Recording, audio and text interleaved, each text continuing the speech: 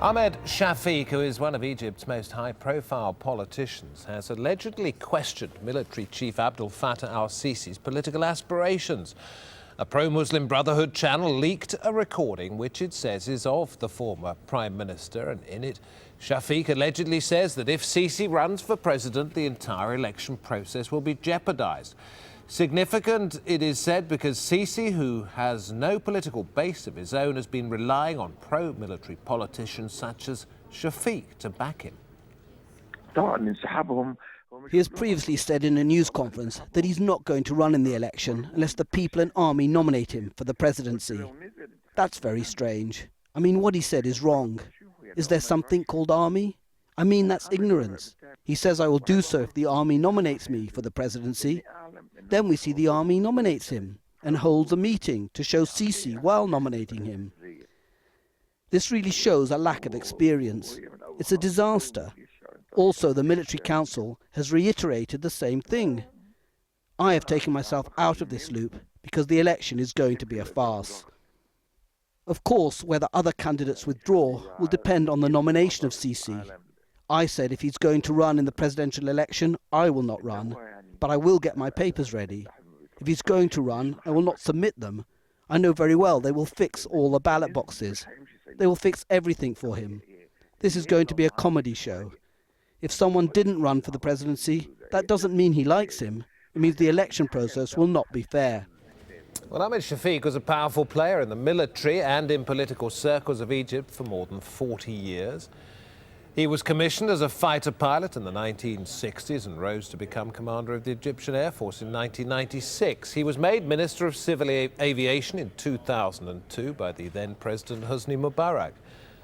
As anti-Mubarak protests intensified, Shafik was made Prime Minister in January of 2011, but resigned a month later.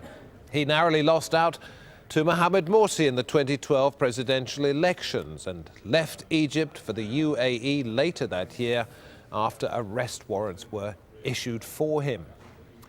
Let's bring in Samer Shehata, an associate professor of Eastern politics at the University of Oklahoma, joining us from the city of Norman, which is in Oklahoma State. Why do you believe that this former prime minister said he would support Sisi if he ran just a few months ago?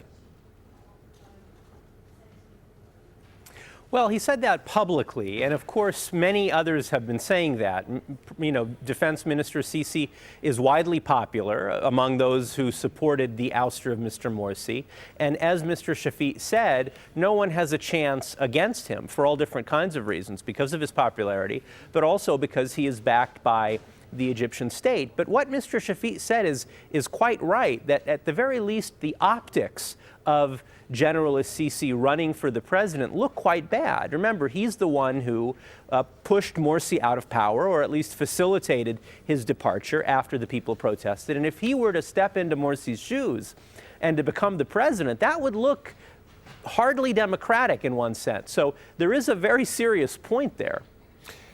Do you think such a recording, and we don't know because we haven't heard from Mr. Shafik what he has to say about it yet, is likely to damage Sisi's chances or in any way hurt his prospects of becoming president? I don't think so. I don't think it'll hurt his chances, and I don't think actually it'll be a very significant consequence. But what it does do is it draws attention to one elephant in the room, which is Egypt really moving towards democracy if the defense minister, General el-Sisi, who ousted the first democratically elected Mr. Morsi, after, of course, millions of people protested on the street, is his becoming president through elections, does that really deepening Egyptian democracy? And so it does draw attention to this question that people really aren't asking sufficiently in Egypt than I think elsewhere. So what do you think Sisi's thoughts are at the moment about whether he should or shouldn't run? Is he waiting for a clear signal from anybody in particular? Well, there's a great deal of speculation about that. And although we can't get into his head, there are some things I think we can see that are happening.